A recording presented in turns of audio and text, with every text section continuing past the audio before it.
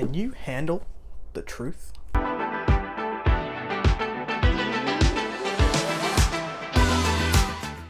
Hello everyone, welcome back to A Fictional Escapist. My name is Kris, and today's video is the Iron Truth by S.A. Tholen book review. This is the Primateri Book 1, and hopefully I pronounced that correct. Who knows, I've been calling it Primateri the whole way, even though there's no accent on any of the E's. So we're gonna go with that one. Before we jump into the review today, make sure you are checking that description box down below for links to my Discord and also my social media, should you want to come along for the ride. Jumping into Iron Truth, this was a brutal space opera, rich in desolate space exploration and spiders. So many spiders. In the Iron Truth, space exploration has come to an end, and corruption is seeping out of the universe, taking every mind that it touches. To counteract this impurity, the Primateri Protectorate was born. This is a elite military group. Their control is paramount to the safety of the entire world, and their message is simple: purity above all else. Commander Constant Casimir is the purest of them all, and his team has been sent to desolate planet Cato. A planet full of dust storms, Earther rebels, and the big bad Red. The Red who the rebels will claim will save them, but the Red that could kill them all. Casimir's team is sent to find and recover a lost ship, but they find much more than they bargained for. This dangerous recovery mission will have his team face horrors they never thought possible, but for them, it is just another Tuesday. Our other main protagonist, Joy Somerset, is a junior botanist, and her brother Finn has organised for them to both board one of the last colony ships set to venture out into a new world. One they hope will bring the clean air and skies Joy needs for her miner's lung. This is a disability which is fairly prevalent throughout the book.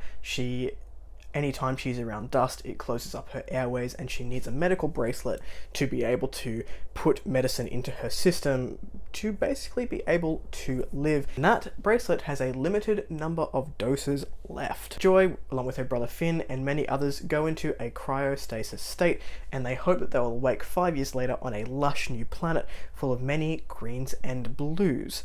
However, she wakes up 119 years later on the dust planet Cato, full of red sands and dangerous rebels, and a new untrusting military group pulling their weapons out on sight. Somerset and Casimir will need to learn to trust each other and work together if either of them is going to come out of this world alive. Iron Truth was probably my first foray into a hard space opera, and I will admit it took some brain power to get through.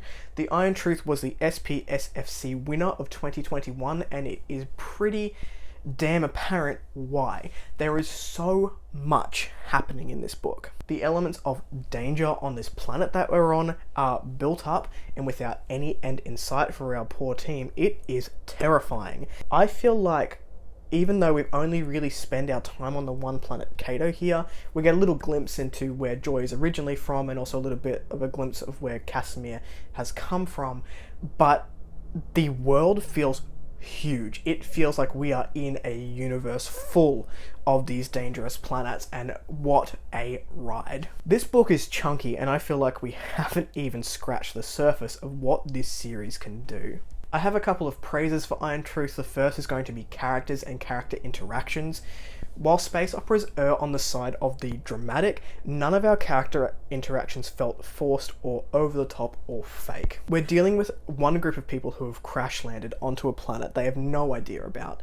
They are struggling to stay alive during the day-to-day and genuinely do not know how to survive. The people who live there who are seeking to kill them, the planet which is also seeking to kill them, and the dangerous rebel group who also want to kill them. And Joy is young and she is naive, but damn, she is determined to show that she can pull her weight and learn and be a mind that is adaptable to change, and also just willing to throw herself into anything if it's going to help get them off this damn planet. Joy was such a wonderful character to watch develop throughout these 750 odd pages.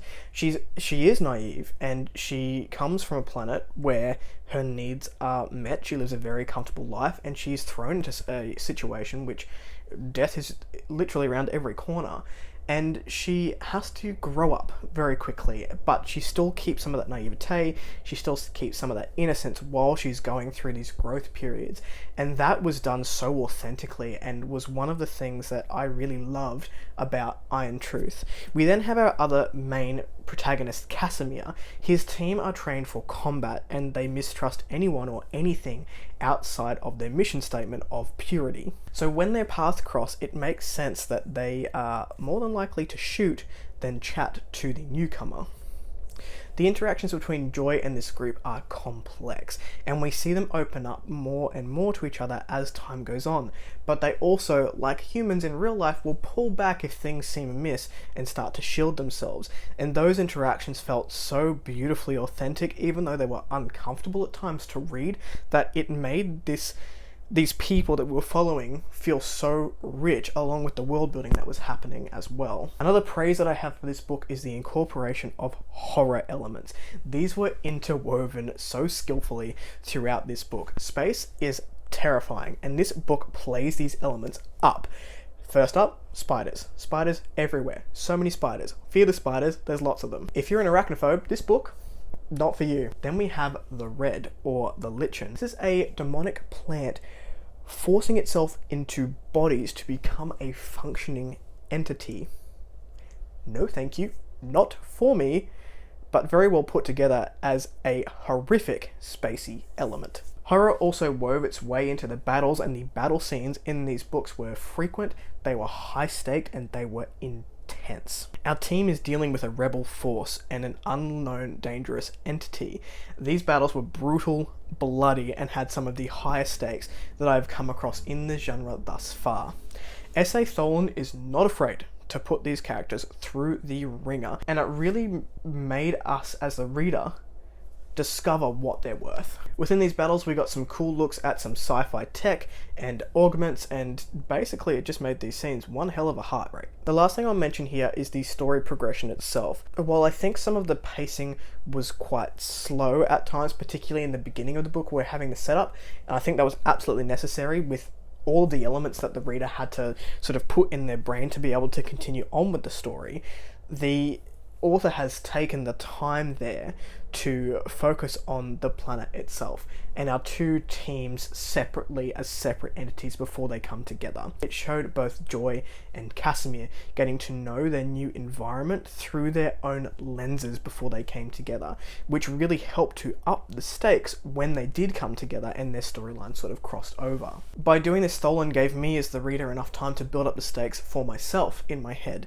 before we get into the crazy military stuff, which can throw some readers, myself included, out of a book if it comes on too quickly within a sci-fi sphere. During the second half of the book, we had these complicated layers of alternate horrors and military groups coming into play to suggest that even though this book is 750 pages, there is a much bigger story to tell here. Some people criticize the romance in this book. I didn't. I quite liked it, but then I relate to Casimir on a level that some people might not, having gone through some things in my own life and being very standoffish and questioning of anyone who wants to come into my life and give me affection, but also craving that at the same time. It's a complicated thing to go through in your brain, so I did relate to our main protagonist on that level, and I think that's why I enjoyed it, but I have heard some criticisms for the romance that's in this book. I had a great time with Iron Truth, and my poor brain does need a break before jumping into the second book, but I will definitely be continuing on with this